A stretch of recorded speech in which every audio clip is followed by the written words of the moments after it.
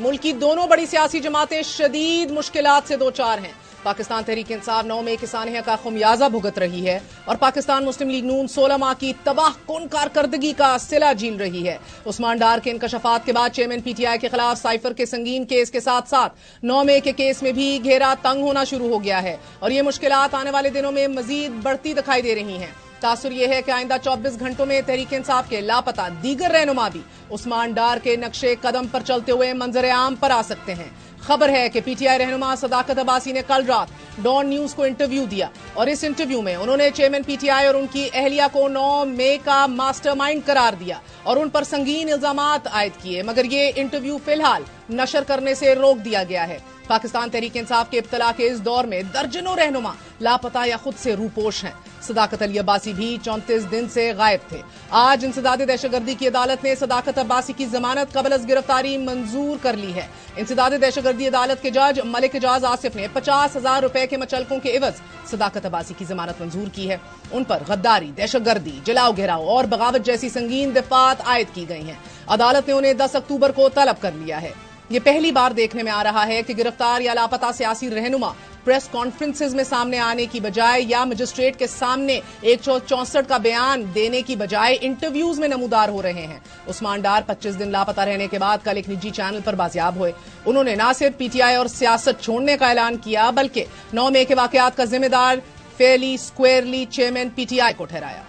ये उस्मान डार का बाजियाबी के बाद इंटरव्यू में बयानिया था, मगर यही उस्मान डार 9 मई के दर्दनाक हमलों के महज एक दिन बाद बरमला कह रहे थे कि इन हमलों का पीटीआई या पीटीआई की आदत से कोई ताल्लुक नहीं।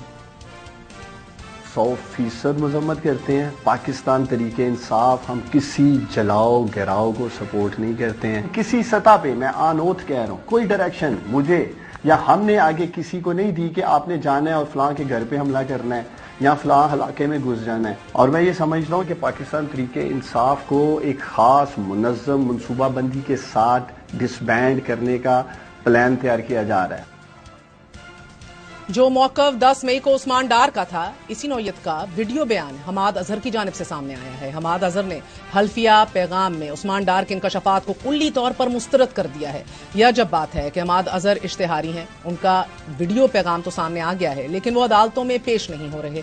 उस्मान डार के इंटरव्यू के बाद उनकी वालदा ने उस्मान डार की गुमशुदगी का जिम्मेदार ख्वाजा आसिफ को करार देते हुए सियासत में आने का ऐलान किया है और ये दावा किया है कि उनके साहबजादे पर दबाव के तहत ये इंटरव्यू लिया गया है। पहली बार इतने संगीन इल्जामात का सामना है तो पाकिस्तान मुस्लिम लीग नून को भी तारीख में पहली बार अवाम के गैज़ और गजब का सामना है। मियां नवाज शरीफ की वापसी की तैयारियों में गुज़िश्ता एक हफ्ते से लीगी रहनुमा अपनी ही सियासी गढ़ लाहौर में जलसे और कॉर्नर मीटिंग्स कर रहे हैं, मगर मरियम नवाज के जलसे में अवाम की अदम दिलचस्पी के बाद कल रात मियां शहबाज शरीफ को भी सख्त अवामी रिएक्शन का सामना करना पड़ा। अवाम ने मियां शहबाज शरीफ की गाड़ी रोक ली, उनके खिलाफ नाजेबा अल्फाज इस्तेमाल किए।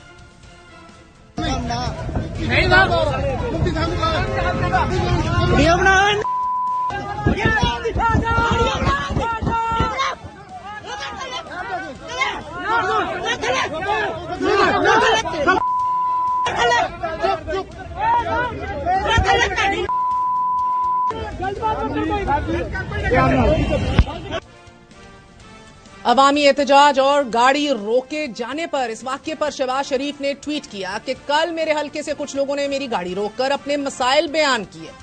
आज मैंने उनके नुमाइंदों को मदऊ किया, उनके इलाके के मसले को सुना और हल की यकीन दहानी करवाई, क्योंकि मेरे नजदीक सियासत एक इबादत है और ये इबादत खल्के खुदा की खिदमत के लिए है, की जा सकती है। शहबाज शरीफ के एहतजाज करने वाले नुमाइंदा वफ़द से मुलाकात की गुफ्तगू भी सामने आई है और इस वीडियो में भी शहबाज शरीफ सियासत को इबादत करार दे रहे हैं।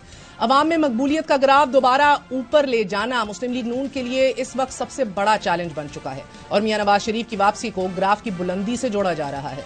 लेकिन यह अलमिया अलबत्ता अपनी जगह कायम है कि दो बड़ी सियासी जमातें एक कानूनी महाज पर और एक अवामी महाज पर अपनी बका की जंग में उलझी हैं और इन हालात में पिलडैट की रिपोर्ट ये बता रही है नाजरीन के गुज़िश्ता 5 साला असेंबली ने जमहूरियत को मजीद कमजोर किया। मुंतखब नुमाइंदों ने जमहूरियत को कमजोर करने के लिए अपने आप को इस्तेमाल होने का मौका दिया, मगर गरीब कौम की इस असेंबली के एक दिन का खर्च 6 करोड़ 65 लाख और इजलास के 1 घंटे का ऑन एवरेज औसत खर्च 2 करोड़ 42 लाख रुपए रहा है।